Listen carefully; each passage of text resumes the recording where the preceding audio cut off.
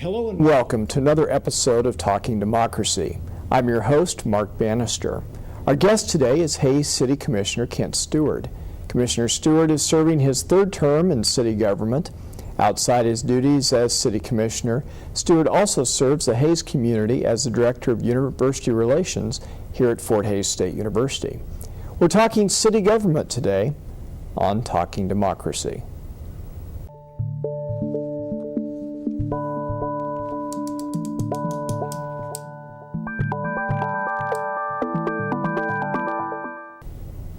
Welcome to Talking Democracy. Commissioner Stewart, good to have you on the program today. We appreciate you being here. And as we start, that one of the key questions is to help our viewers understand really what's the role of the City Commission in operating and running the City of Hays. That's a good kind of a general overview as we start in. Absolutely. We have the commission manager form of government. It's one of the options that's provided in Kansas law. It's pretty common among cities roughly the size of Hays. We have 5 elected city commissioners. Those commissioners hire a city manager, and the city manager actually supervises then the staff and the day-to-day operations. Basically, the commission sets policy and the city manager carries out the policy. And what's the size of the city budget and what's the employment of the city workforce? Yeah, the city budget, I don't remember those numbers precisely, but it would be north of $30 million a year, and we have about 130 employees, I believe it is. What are the major issues that the City Commission is currently working with? Well, the biggest issue, I think, in everyone's mind is water, and we can talk about that in some detail if you'd like to. We're getting ready to set the budget for next year. That's always one of the most important things we do. There are a lot of things in city government that are perpetual, maintaining the infrastructure, police and fire protection, those kinds of things. And then, although not as essential, still really an important part of having a livable community are things like the parks and some recreational facilities, even over and above parks, those kinds of things. And then we don't have nearly as much control as I've learned that people think we do over a lot of the economic issues, but we certainly can have some influence in there in that realm. And then there's some of those basic services like trash, pet control, and who knows what that are on the agenda. That's right. The student population in Hays is one that comes for about 9 months a year for the most part. What kind of interaction do students have with local government here in Hays? Well, let me send kudos to our nursing department here at the university. The most frequent student presence we have at commission meetings are nursing students because they're required in one of their classes to attend a city commission meeting. So we enjoy seeing that. Students are probably not as involved as they ought to be. In my just completed term as mayor, I appointed a couple of students to some of the city advisory committees. So there is always opportunity for that. I think just about every mayor would like to see some of that representation. It's been sort of frustrating to discover through the Convention and Visitors Bureau some research they did that students at Fort Hays State had some difficulty defining downtown Hays, let alone availing themselves of some of the things that are available there. That's sort of amusing because at the same time there are a lot of things they do, I guess, without realizing it. I would describe the home as being in downtown Hays and Gellas and some of the places like that, the public library. So. We saw an event like the recent Art Walk that there were hundreds of students that were out with the thousands that traversed downtown Hays on a beautiful evening a few weeks ago. We're going to go to a break, and we'll be back on Talking Democracy. In the Media Studies Department at Fort Hays State University, opportunities are there for the taking. Media Studies students are taught the abilities and skills needed to succeed in collegiate and professional life. Within the department, students are able to learn, develop, and perfect their skills by producing award-winning shows and broadcasting live on radio. With the hands-on experience available, the Media Studies Department offers students the experience for their future today.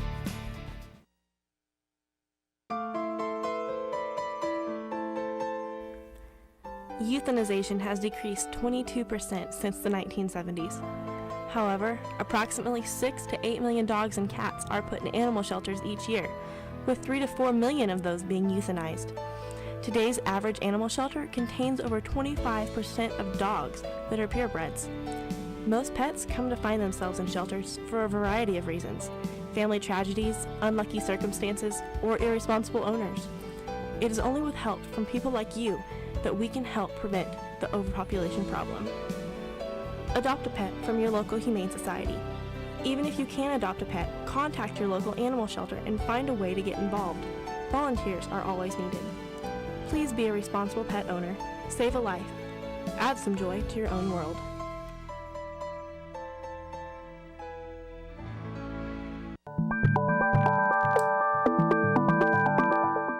Thank you for joining us on Talking Democracy. Our guest today is Hays City Commissioner Kent Stewart. Kent, when we talked about the issues in front of the Hays City Commission in our first segment, the first one that you mentioned is water. And that's an issue that has been an issue facing Hays probably since its very early days, because it doesn't have the aquifer that some areas of the state has, and doesn't have the surface water that some areas of the state is able to benefit from. Let's talk first in the long term about the strategies that are being examined, and then we'll talk more specifically about this current drought and what the city may be doing. So long term, the R9 Ranch is at the top of the agenda again. Please tell our viewers what the R9 Ranch is and what the plan is to use water from that location. Very good. It's a ranch that the city of Hays owns in Edwards County, which is about 80-90 miles south of here. It was purchased in very early 1990s by the city because we were in a drought at that time, and it has been operated as a farming operation using center pivot irrigators, and so we have rights to some 8,000 acre feet of water there. We have all of the wells and pumps and everything in good working order. We've maintained all of that. So then the question is, okay, if that, oh, and I should put it in perspective, the city of Hays uses a little more than 2,000 acre feet a year. So it has capacity 4 times the current consumption. Exactly, far more than we actually need. The fly in the ointment is that there is something called the Kansas Water Transfer Act, which sets rules for how you can bring water that great a distance, and that act has actually never been used.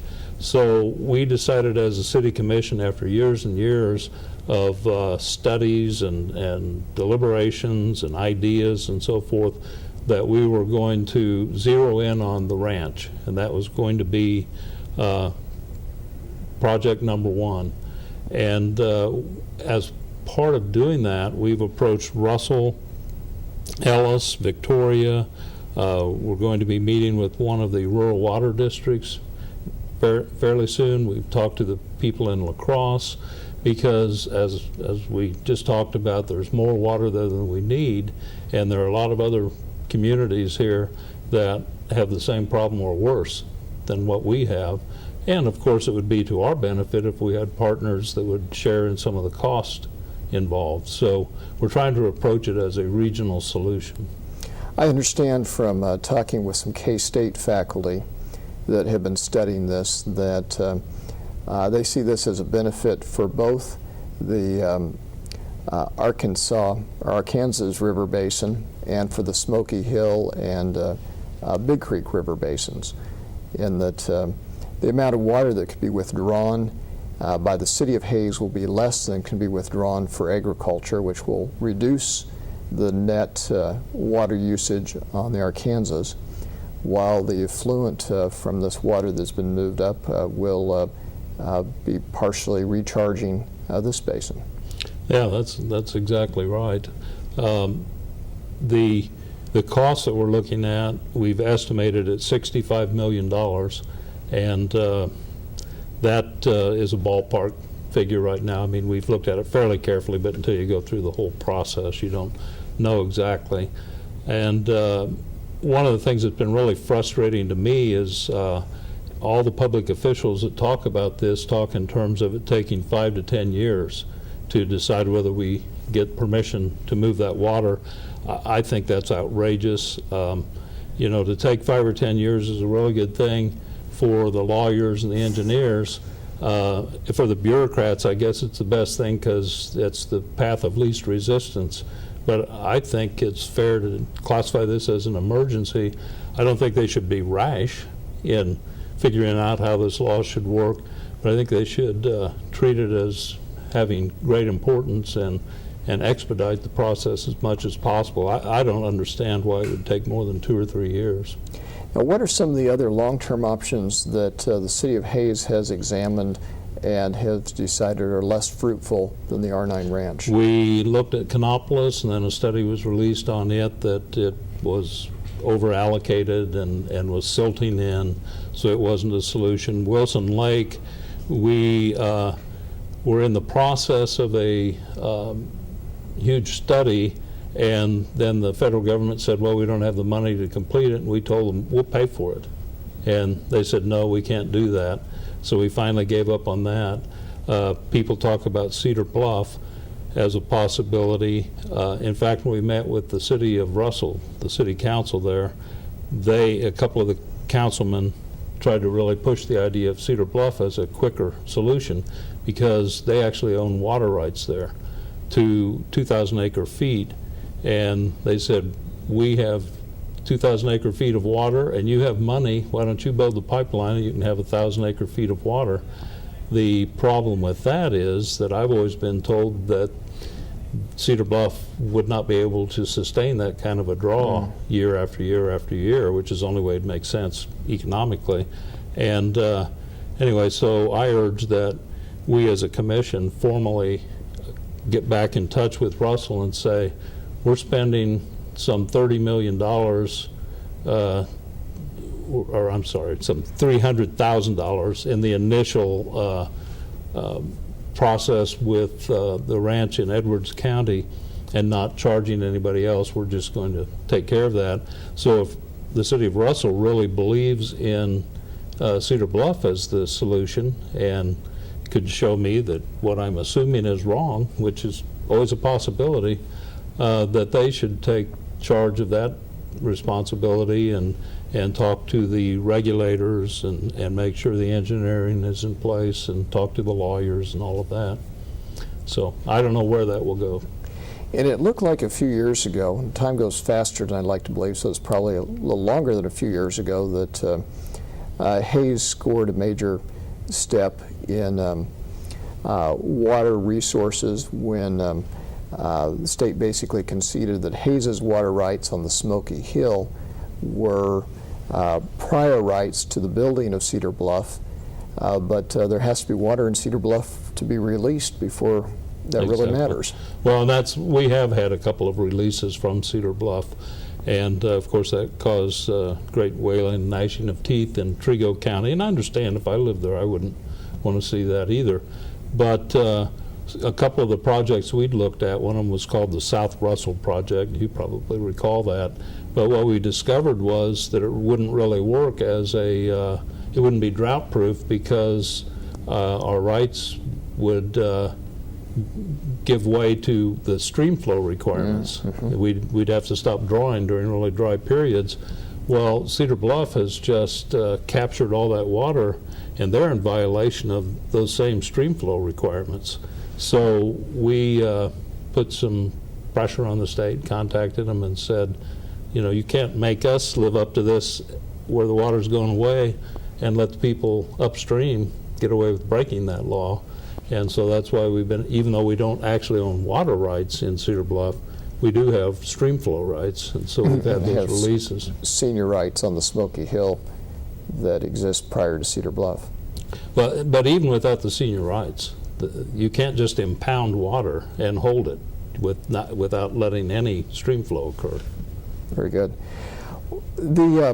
I guess another question on water would be focusing back on 2014 instead of out in the future, but we've had a very dry year, and I'm talking with some area farmers who say their wheat hasn't had 3 inches of rain since it was planted. We are now in a water restrictive environment in the city of Hayes. I guess tell our viewers where we are today and how we might have to progress if we don't have rain this season. Right. Well, the drought is starting to reach what you might call biblical proportions, you know, when you get into multiple years. And we're now into the 4th year, and the forecast would seem to indicate that it's going to continue yet for a while. And some of what I hear from people, well-meaning people, is that, well, we should impose here in Hayes the same kind of total restrictions on outside watering that they've done in Ellis and Russell. And we think that's unnecessary and therefore would not be a wise thing to do, because people have invested in trees and bushes and lawns and gardens, and so we don't want to destroy all of that if there's no need to. And the reason there is not a need to is that against great political opposition in the South, again, which I understand the people that live around Shinshin and so on, I understand why they would oppose it, but about 6-7 years ago, we were able to prevail in some of the things that we asked to be able to renovate the well field on the Smoky Hill River. And the engineers tell us that when we successfully completed that, we increased the reliable supply of water out about 30-35 years.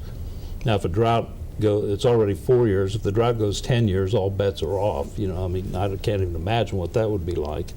But basically, the point is that we do have enough water for the next couple of years, probably pretty confidently, to be able to have drinking water and that sort of thing. And if we cautiously use it and don't waste it. Right. But we have monitoring wells, and so just as we ratcheted up the restrictions this spring, we'll ratchet them up more if we need to make sure that we have water to drink. All right. We're going to go to a break, and we'll be right back on Talking Democracy. Find your car. Step 3. Wish yourself luck and take off. Don't drink and drive. It's not worth the risk.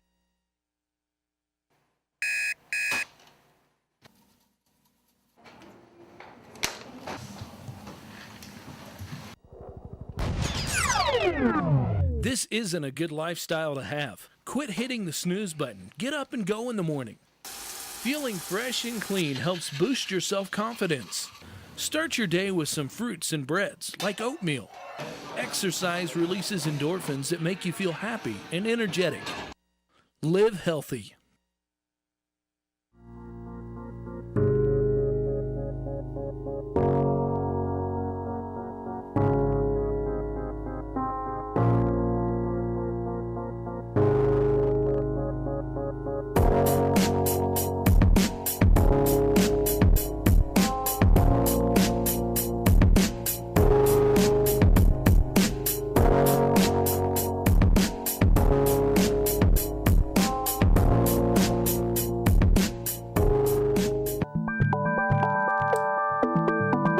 Thank you for joining us on Talking Democracy. I'm your host, Mark Bannister, and our guest today is Hayes City Commissioner Kent Stewart. Kent, We've talked a lot about water. Let's talk on some of the other issues that that face Hayes. And I've had some of the students actually suggest some issues and topics they'd like me to talk about today. And so one of those is downtown Hayes, and that the city seems to be making some progress, but not as fast perhaps as some people would like. What's the, I guess, the relationship, what's the leadership role of the city as it continues to seek a revitalized downtown? Well, one political battle we always fight is that people who live and work and own businesses, and especially retail businesses in areas of Hayes other than downtown, get a little jealous when we start talking about downtown too much. And still, I'm one of those people who believes that a downtown is the heart of the community. I don't want to do anything downtown that hurts other areas, but I do think that it's a little more than just a question of retail business. Our libraries there, the swimming pool, parks, lots of the just fundamental core, things that people identify as this is our city. And so the other big obstacle is money. We're looking now at replacing 13th Street from Milner to Main, which is one of the gateways, one of the busiest streets in town. Not the busiest. Vine is busier, but still it's in the top 5 or 6, I believe it is. And we're told by the experts that the street has failed. It's not a thing where we can go and repair it anymore. The base is gone, and so it needs to be excavated and replaced. And I seem to be in the minority at our work session last week in that all of us are in favor of replacing the street, but some of the commissioners were voicing the idea that we should do only the most austere kind of replacement with no kinds of decorative elements or anything to create an attractive gateway. And I respect that, I really do. I mean, one of the things we're known for is having a tight budget and acting in a responsible way. But if you're going to build a street that's going to last 50 years and it's in the heart of the community, I'd like for there to be some little, aesthetic elements to it. Something that helps to identify that you're reaching the downtown. Right. Exactly. Yep. And the city, in the last few years, has put tens of millions of dollars into the Vine Street renovations. Yep. Which I'm sure is the busiest street in town. Right. And over the last decade, we've seen a lot of progress in the downtown Hayes area, but still some empty stores, but a plan on the horizon for a hotel that I guess groundbreaking is planned for late in 2014. What kind of city involvement is expected, if any, in the downtown hotel planning? That remains to be seen. We've not been formally asked. We were informally approached, that is, that there was some conversation with the city manager about the possibility of the city paying for some sort of parking improvements, because if you have a new hotel, you need adequate parking. But there hasn't been a formal request at this point, and they're doing research right now, and so we'll see what's required there. Of course, we haven't mentioned the fact there was a convention center which just sort of went away in the background. I thought that we should have had the coalition come to the commission meeting and give us a report, but apparently the other commissioners didn't want that to happen, and so it's just kind of quietly disappeared for the time being. But I believe the Economic Development Coalition is looking at perhaps some other ways of approaching that. Okay. That'd been an issue that looked like it was coming to fruition, and has in the last couple of weeks, as you say, kind of disappeared. Yeah, and I don't mean this as pointing blame, but the single event was Walmart declaring that they thought their position was a little bit unreasonable in terms of they were going to generate far and away the lion's share of the revenue for the project by collecting a special tax there, and that would put them at somewhat of a competitive disadvantage with some of the other stores in town, and I can appreciate their concern. The other question that students asked me to ask and topic to bring up is that the university, the hospital are major employers of people with university degrees and advanced degrees, but that we have a good number of students, some from this immediate community and immediate area, but some from further away, that have liked Hayes when they've been here and have said that if they had opportunities that they would stay in Hayes. What kind of things can the city do, if any, to help create employment opportunities so we can capture and retain some of these talented young people? Well, the first answer I should give you is I wish I knew. I don't think there is a magic bullet, a real simple solution to that. We had looked some years ago at the possibility of a business incubator, and especially one that would, you've spoken eloquently about it, that would capitalize on our technological advances that we have here at the university and in the students that we educate. And I don't dismiss that, although those, for various reasons, those seem to be a little bit passé now. But I would be open, to looking at that. I think this gets a little bit idealistic maybe, but I think the most important things that municipal government does is make sure that all those fundamental things are in place: the infrastructure, the police, the fire, the library, the swimming pool, the parks, the sports complex. That it's a city that works and is attractive, and that will... All of those things, yep. And there is... And that business wants to locate. Mm-hmm. We have also, if you read the literature, you as the dean of the College of Business, I know you have, but they say the number one factor for a business that's looking to locate is the labor force. And that really has become a factor in the 21st century. Yes, and we have the best and the worst, in that we have no numbers in terms of a labor force, and yet we have this gold mine of a university that's, turning out educated, highly skilled people. So even though we don't have the big numbers of unemployed people just waiting for someone to come in and open a new manufacturing plant or something, I think with the right business, this could be a really good choice. In the last couple of years, one of the projects that the city worked on was the establishment of a new comprehensive plan, and that was adopted by the city. I assume that this 13th Street renovation is part of that. Where is the overall plan and, I guess, execution and moving towards, it'll be a long-term project, but towards execution? First of all, and I think you know this, but when you do a comprehensive plan, the idea isn't that you're going to turn around and do everything in that plan in the next year or 2 or 5. That plan is to kind of set the course for the next 10 or 20 years.